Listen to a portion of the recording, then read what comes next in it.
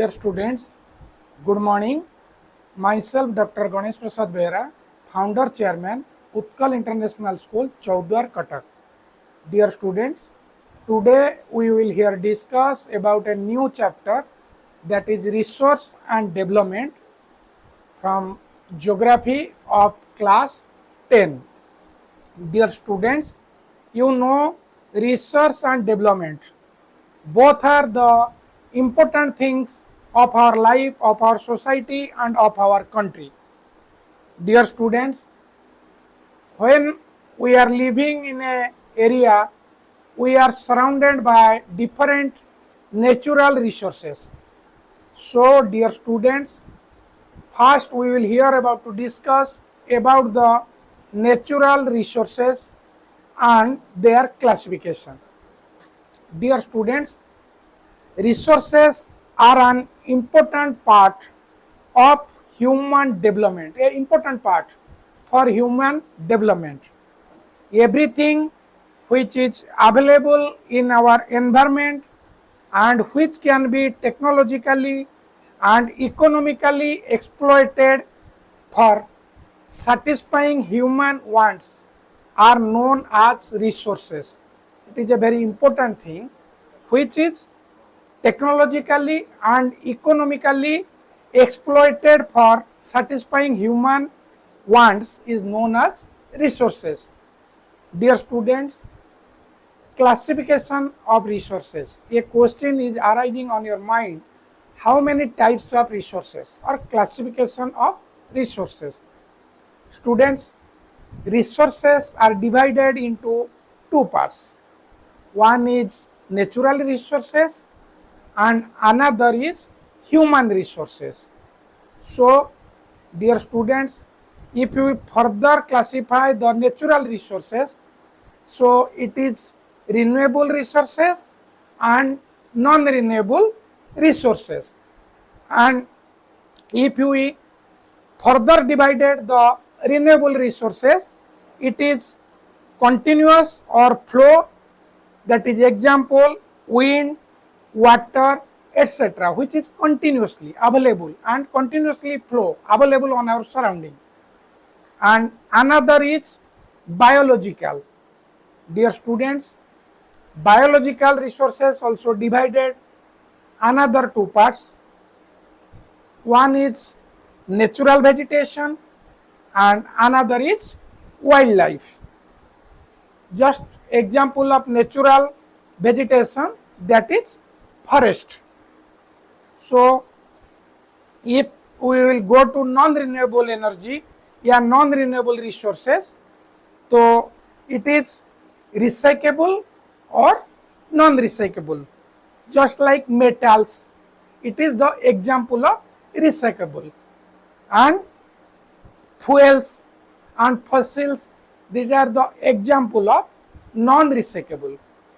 And if we go to human resources, dear students, it is divided further two parts. One is structures and institutions, another is quantity and quality. So dear students, resources can be classified on the basis of origin, where we found, and the first thing is from if we divide the resource by the origin basis, so that is biotic and abiotic. So what is the biotic resources? Dear students, these resources are obtained from nature and have life. Example, humans, forest, fisheries and livestock. These are the example of the biotic resources. Biotic resources means, students, these resources are obtained from nature and have life. Okay, so what are the examples? Now, humans, forest, fisheries and livestock. And if you go to another type, that is abiotic resource, and it is on origin basis, biotic resources and abiotic resources. So the resources are obtained from nature but are made for non-living things. They have no life. Examples: metals, air and oil. And dear students, these are the on the basis of origin, biotic resources and abiotic resources. And if you go for exhaustibility, so on the basis of exhaustibility, the resources are divided: renewable resources and non-renewable resources. Dear students, it is an easy thing. Renewable resources. What are the renewable resources? These resources are available in plenty in nature and can be replenished. Examples: sunlight, wind and water. It is a very good thing, dear students. Renewable resources and non-renewable resources. Renewable resources means that will again and again available to us, just like sunlight, wind and water. They are not ending. And if you go for non-renewable resources, dear students, these resources are present in nature and formed after millions of years. They take time to become a resource for our utilization. Non-renewable resources, they can be exhausted or depleted after a particular period of time. Complete. Further, we cannot create. If we want to create, it will take a long time. So, examples are coal and petroleum. Dear students, if we go to on the basis of ownership, so on the basis of ownership, the resources are divided that as individual resources, community resources and national and international resources. Dear students, a question will arise on your mind. What is individual resources? Dear students, individual resources are owned privately by a person. It is a property of a person, such as farmlands or houses. We see or near about agriculture lands or houses. That is a person who is named as owner, and it is belongs to the personal or individual resources. Dear students, community resources are owned by community and are accessible to the number of that community, such as grazing lands and burial grounds. A community, what is used by a community, a group of peoples. So as per ownership, it is divided individual or community owned, and another is national and international resources. Dear students, national resources belongs to a nation, just like our India is a national, our nation, and the property, the resources which are available on our country is the property of our nation. So it is considered as national resources. Examples, dear students: water resources, forest resources and minerals which is available on a nation. It is known as national resources. And another difference is international resources. Dear students, internal resources are regulated by international laws and regulations. They are bonded, some laws and regulations. Dear students, just like oceanic resources beyond 200 nautical miles of the exclusive economic zone, it is considered from a country's border or water connecting from that area 200 nautical miles are the declared as exclusive economic zone. It is the property of the international. It is not control of a one nation. And dear students, if we divided it another type, that is status of development, so resources is divided further: potential resources, developed resources, and stock and reserves. Dear students, a question will arise on your mind: what is potential resources? Dear students, the resources are available in the region but are not fully used, such as wind energy and solar energy. It is plentifully available on our area, but we use it on a limited way. We will not use it fully, partially or partial is used, just like wind and solar resources. So it is known as potential resources. And dear students, another important thing is developed resources. Dear students, what is developed resources? Dear students, developed resources are surveyed and their quantity and quality are known. Example: coal mines and oil wells. Infinity, they have infinite quantities, but it is used as a proper survey, proper record and proper measurement. It is known as developed resources. Another, dear students, important thing is stock. Dear students, it is a very good thing. You know everything stock. These resources can classify human needs. Stock, it is classified. It is the satisfy the human needs. A human needs required that stock, but human do not have the required technology to assess and harness them. Just example: geothermal power and hydrogen fuel. Okay, it is required technology to assess. We cannot direct use it, or we not direct use for our day-to-day life. Example, dear students: geothermal power and hydrogen fuels. Dear students, another important type of resources is reserves. Dear students, the use of such resources has not been fully started and they are used up to a limited extent.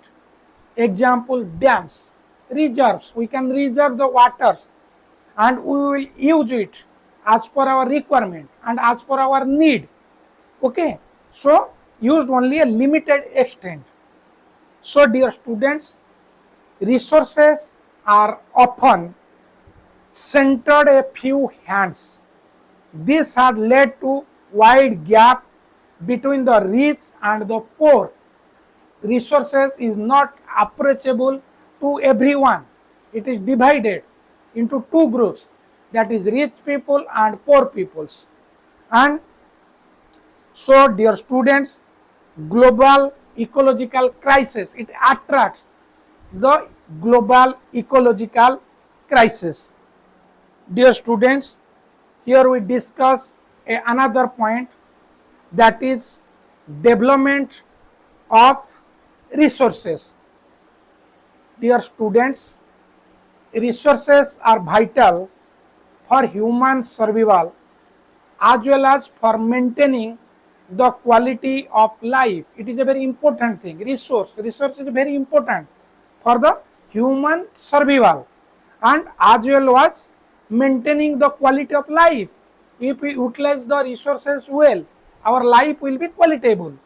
And dear students, it was believed that, a belief, what? Now resources are free gifts of nature. Dear students, air, wind, water, solar energy, that are the free gift of the nature. We are got it on free, and human beings use them what? Unlimited, and this has led to the following major problems. Resources are available, it is naturally, it is surrounded to us, but we are used it on planned manner, not a proper way, so it creates a major problem to our society.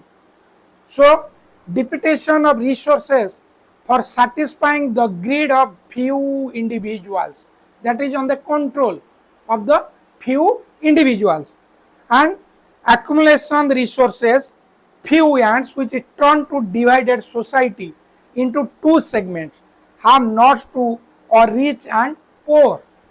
Those who are using the resources on the major way, they become the rich people, and those who are unreachable, they are considered as the poor people. So the distribution of resources, if not equal to the everyone, it creates a division among the society, rich society and poor society.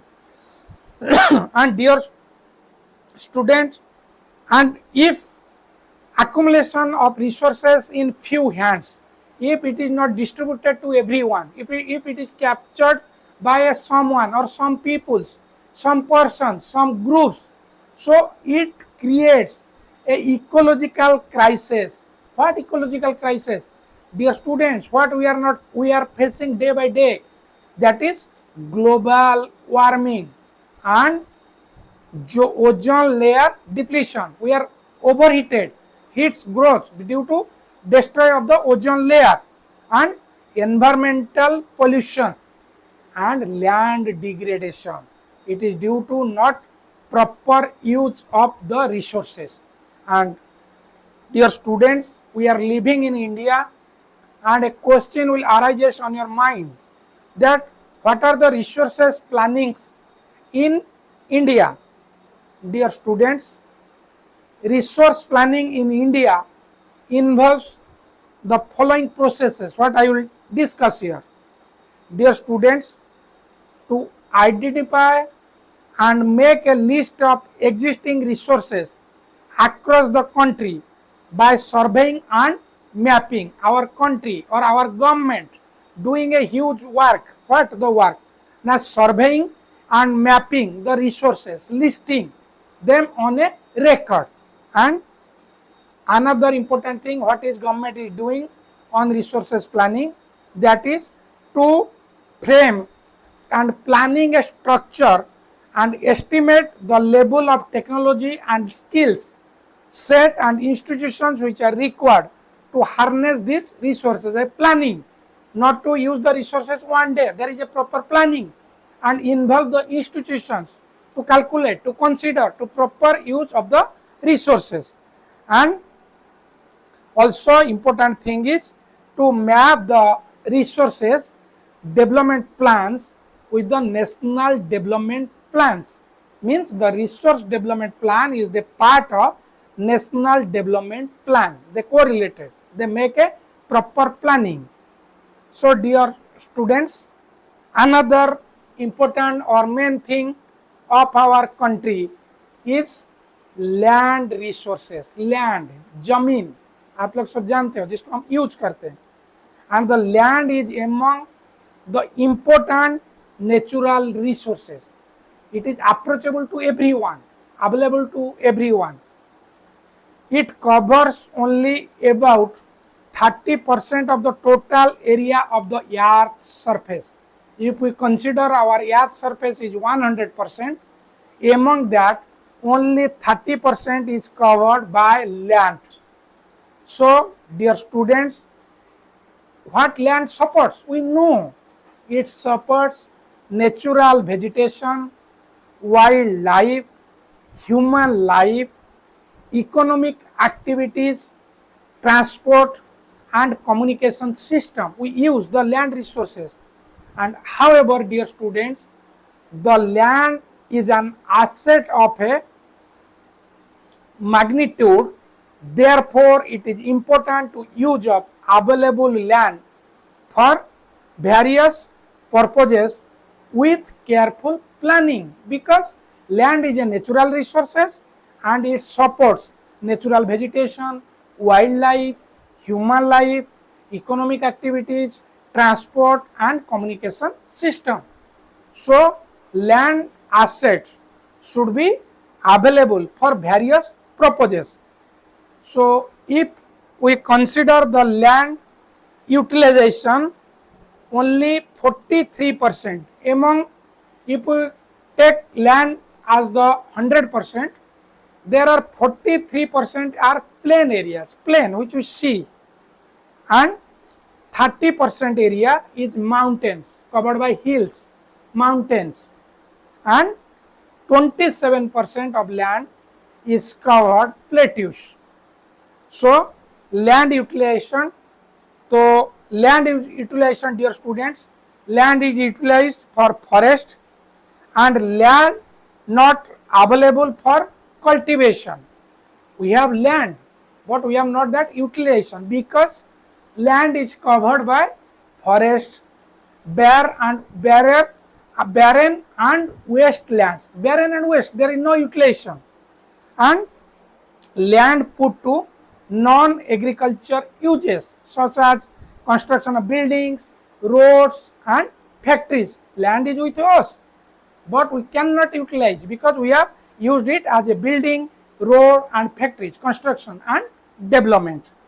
And dear students, another types of uncultivated land also available on our surrounding, that is permanent grazing lands. What is not? We are grazed lands, and land under miscellaneous tree crops which is not used for agriculture. Okay, and cultural and left cultivated more than 5 agricultural years and different conditions and different ways. It is not used 5 years for agriculture. And dear students, land use pattern in India. In India, what are the patterns? We use the lands. Dear students, you know it is a very important thing that the forest cover of the country is less than the prescribed 33% of total country's land. It is a estimation, it is a planning of every country. If the total area is 100%, they are planned to 30% area should be covered by the forest. But it is a crisis. Forest occupy only about 23.81 of the total surface in India. It is a requirement, it is a demand, it is the planning of the government that 30% land should be covered by the forest. But after all the efforts of the government, of the societies, till now only 23.81% is total land is covered by forest in India. Dear students, the total net sown area of India is 46.24% of the total land in the country. Dear students, the net sown area differs from the state to state. You know the geographical condition, the climatic condition of every state is different. So the net sown area also differ from state to state. Dear students, if you compare in Punjab and Haryana, the net sown area is more than 80% of the total land of the state. In Punjab and Haryana, if there is 100% land area, 80% area is net sown area used for agriculture purpose. But if you go to northeast states, hilly states, just like Arunachal Pradesh, Mizoram, Manipur and Andaman and Nicobar Island, we found it is 10% net sown area is Arunachal Pradesh, Mizoram and Manipur. And if you go to Andaman Nicobar Island, it is only 3.38%. It is a very big crisis of our country. It is not same across the country. It is differ from area to area, from country to country, from state to state. So, dear students, if we go for that a chart the central land use categories, that is 1960-61 and 2008 to 2009. We found in 1960 forest is only 45.26% in 1960. But if you compare it 2008, now our forest area is 46.24. So that area is a very important thing, that we found it, that area under miscellaneous trees, crop and groves. So here we found a chart that culturable and wasteland, that is forest area is in 1960 and 61, forest area is 18.11 and barrier land is 12.01%, and area under non-agriculture uses, that is 4.9%, and permanent pasture and grazing land, that is 1.5%. and if we compare to 2008, it increases cultivable and wasteland, that is 22.78%. So dear students, a question on your mind, that is wasteland. So what is the wasteland? Dear students, wasteland is the land put to other non-agricultural uses, which includes rocky soil, arid and desert areas, roads, railways, industries and etc., and continuous use of land over a long period of time without taking appropriate measures to conserve and manage it. Wastelands. Wasteland means which is covered, rocky, arid and desert areas, roads, railways, industries, etc. Wasteland we cannot use. And another, after a long period, some lands, some areas we are not proper care to put for agriculture. And dear students, nowadays it is a vital issue and vital problem. Day by day we are facing land degradation. So here we consider, we discuss reason for the degradation of land in India. What are the reasons for the degradations in India? Dear students, the first thing is for land degradation is mining. Dear students, it is the most important factor for land degradation, mining. The mining sites are abandoned after excavation work is over. After excavation work or after mining is completed, the land is not used and the excavation work leaves deep scars and other minerals which degrades the soil. The dust, the pollutions near about or surrounding the mining sites degrades the soil, the lower down the quality of the soil, and this is common in states like Jharkhand, Chhattisgarh, Madhya Pradesh and Odisha. Near the mining sites, surrounding the mining areas, the land is polluted and covered by dust, polluted dust. So the land can be further used.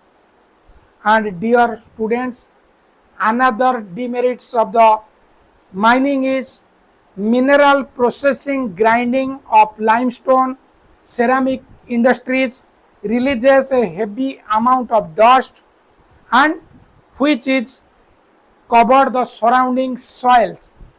Limestone in the crushers, what we found, a long area is covered with dust.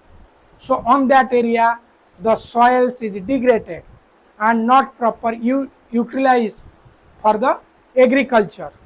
So, and another thing for soil degradation in India is overgrazing.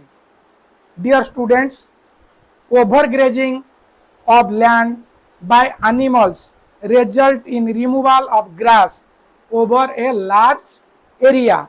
making it easy for wind and water to remove the soil. Overgrazing, that is cover.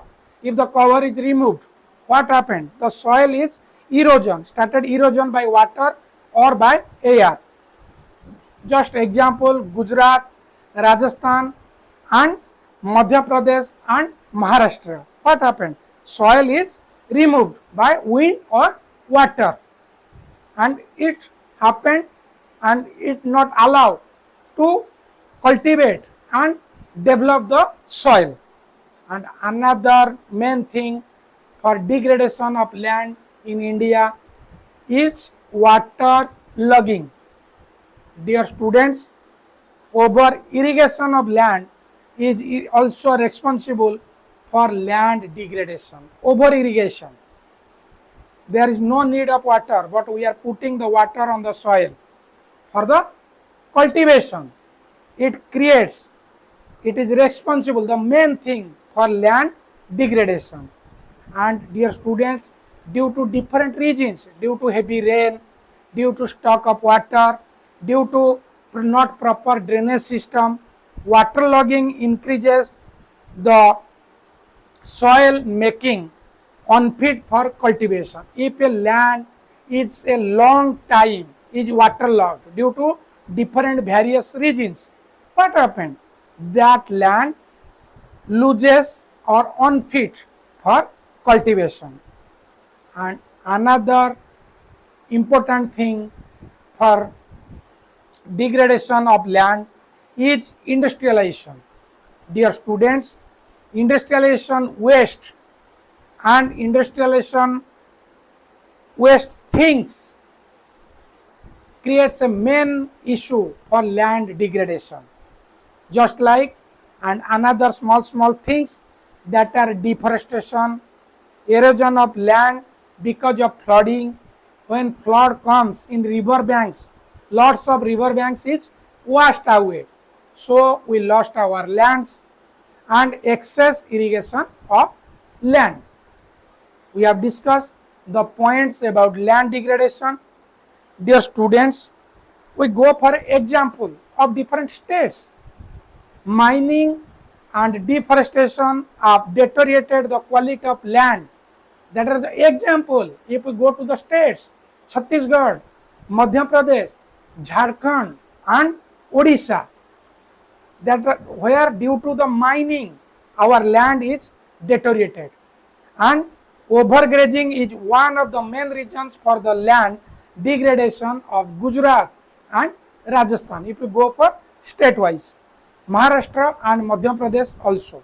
Dear students, in Punjab and Haryana and western Uttar Pradesh, excess irrigation has resulted in water logging, leading to increased soil salinity.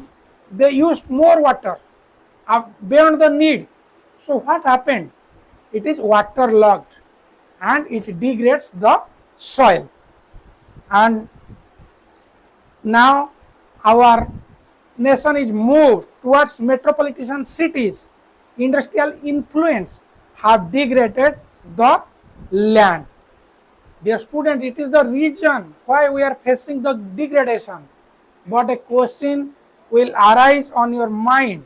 What are the ways and what are the necessity steps we are to take to solve the problem of land degradation? Dear students, the first point, we save the degradation of soil, that is afforestation. We improve the forest, we put the plants, and proper management of grazing. We manage the grazings, control on the grazings. And second one is planting of shelter belts of plants. A shelter belt of plants, we grow the plants easily. And stabilization of sand dunes by growing thorny bushes in the river banks. To save the soils, we will plant small bushes who controls the soil erosion. And control of mining activities, which is a very important thing. If we will not control the mining activities, it will speedily degrade the soils. And another important thing is proper discharge and disposal of industrial fluents and waste after treatment. We have to care, we have to manage the industrial waste management. Dear students, we will here discuss another important thing, that is soil, which is required for everything, for existence of the human being. So, dear students, soil is renewable natural resources. It is renewable. So, it is a natural resources and it supports various living organisms. You know, various organisms are depend on the soil and is a medium of plant growth. If there is no soil, we can't grow plant, we can't see the plants.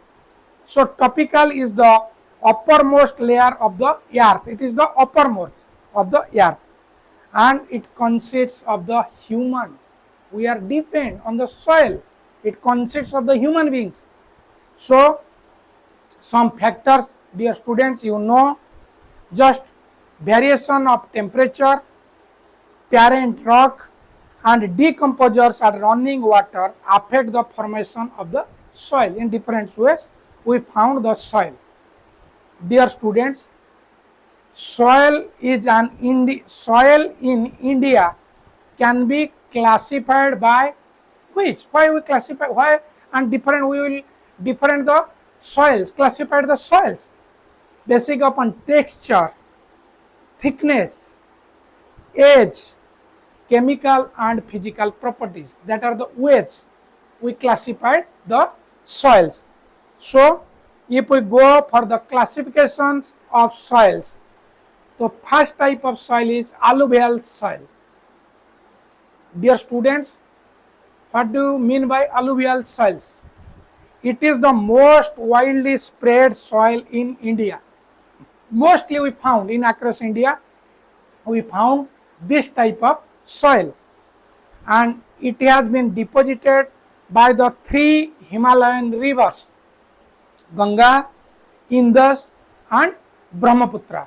These rivers flows the soils of alluvial soils and alluvial soil is composed of sand, silt and clay particles. Basically the content of the alluvial soil is, dear students, sand, silt and clay particles.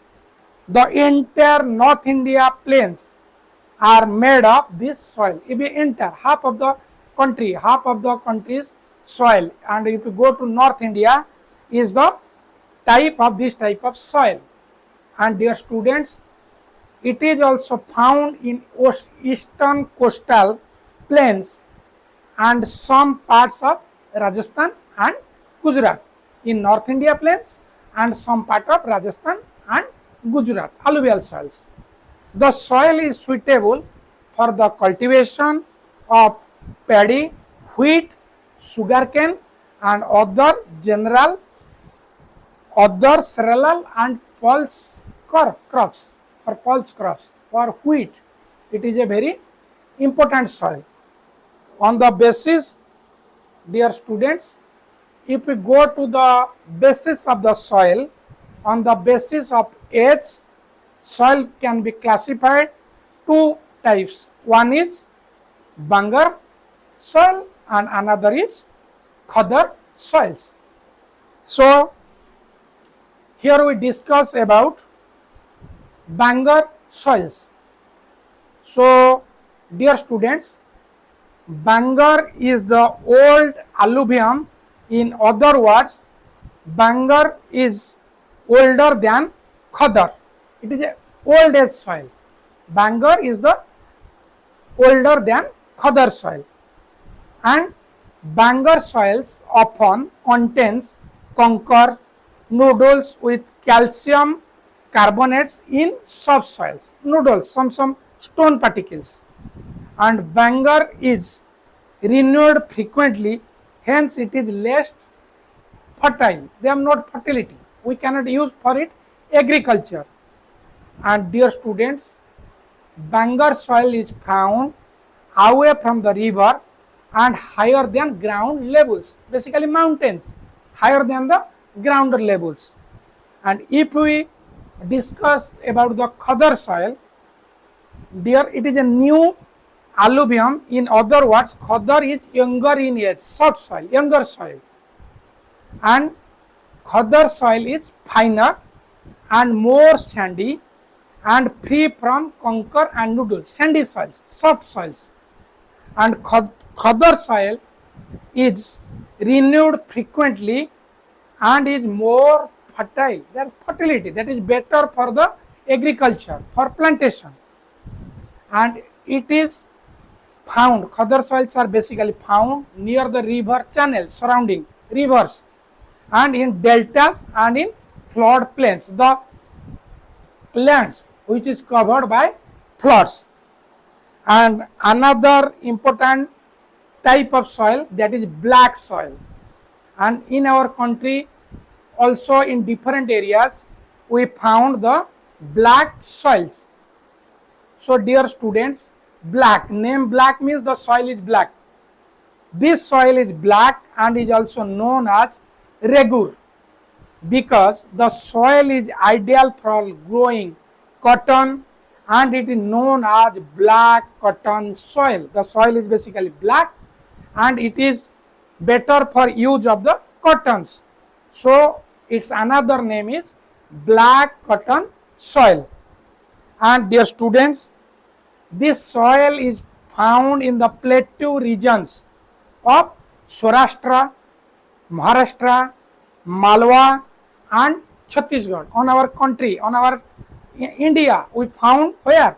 Now Saurashtra, that is Gujarat, Maharashtra, Malwa and Chhattisgarh. And the soil is made of fine clad material and is known for holding moisture. It is a better quality. The black cotton soil, what? They holding moisture for a long time. And the soil is rich in calcium carbonate, the benefit of the black cotton soil. The soil rich in calcium carbonate, magnesium and potash, and it is most suitable for growing cotton. Black cotton soil is most suitable for growing cotton. Dear students, another type of soil on our country is red and yellow soils. These soils are found in Odisha, Chhattisgarh and southern part of the middle Gujarat and Gangestic plains and some parts of western Ghats. Red and yellow soils, we found it where? Odisha, Chhattisgarh, southern parts of middle Gangetic plains, just like Uttar Pradesh, Bihar and some parts of western Ghats.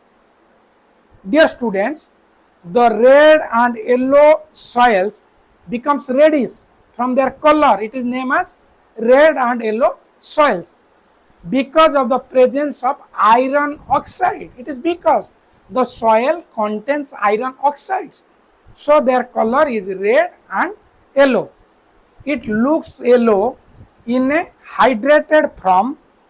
Okay, dear students, maize and potatoes and cotton are crops which are grown in red soil. They are better. Potatoes, cotton and maize, that is crops. They need red and yellow soils. And also vegetables, tobaccos and some fruits just like grapes are grown in yellow soil. That is the benefit for the fruits. And another important type of soil is laterite soil. Dear students, the laterite soil is found in areas of high temperature and heavy rainfall. Two things, high rainfall and heavy rainfall and high temperature. This soil has low humus content as most of microorganisms get destroyed because of high temperature. The soil has no microorganisms. So because due to high temperature. Dear students, this soil is found Kerala, Karnataka, Tamil Nadu, Madhya Pradesh and hilly regions of Assam, laterite soils. And dear students, the laterite soil is suitable for growing tea and coffee. Okay, and some cashew nuts are grown in red laterite soils of Tamil Nadu, Andhra Pradesh and Kerala. And dear students, another important soil is arid soil. So, dear students, arid soil, this soil is sandy in texture and saline in nature. They are found in areas of high temperature and dry climate. High temperature and dry climate, arid soils. Dear students, because of dry climate, the moistures and human content of the soil is very low. So, in some areas, common salt is obtained by evaporating the water from the soil. Dear students, these soils are not arid soils. Arid soils are not fertile, but can become fertile after adequate irrigation of the soil because they are dry. If we put proper irrigation, so it will be fertile.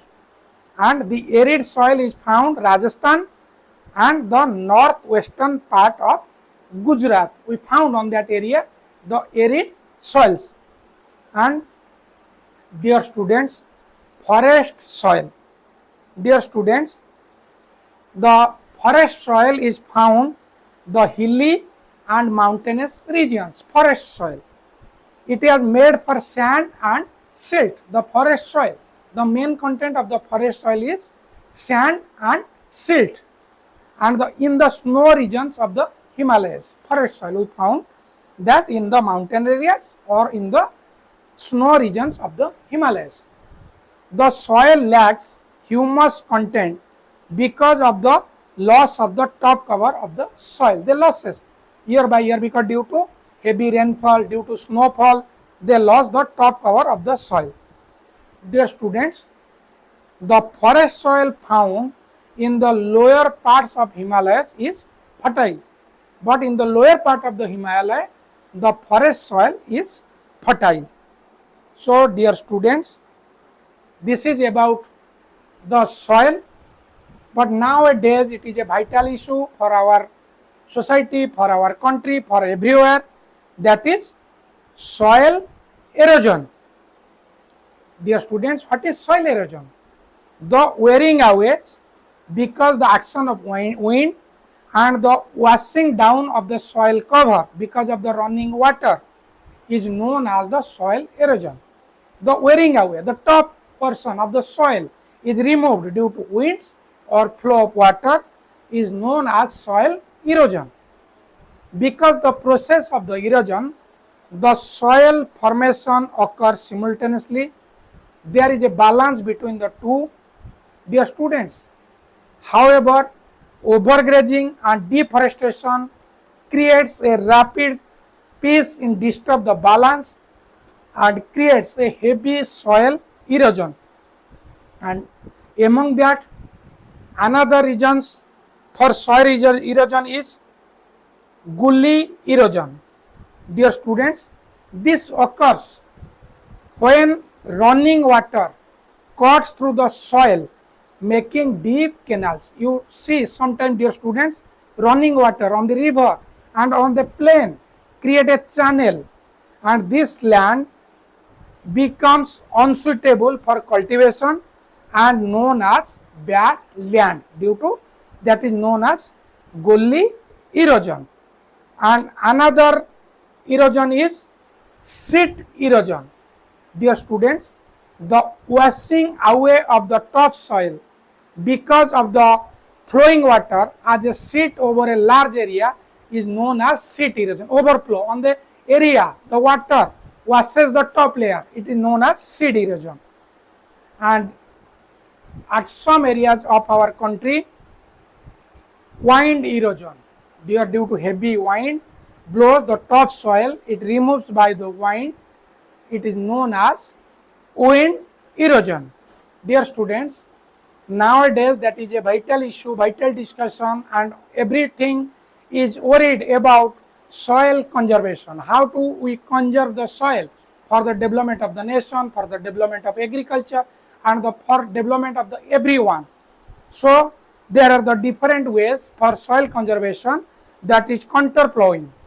Dear students, when one plows along the contour lines, it is called contour plowing, and it decreases the flow of water down to slopes and thus helps in soil conservation. By step the water downs to the steps, so it protects the soils.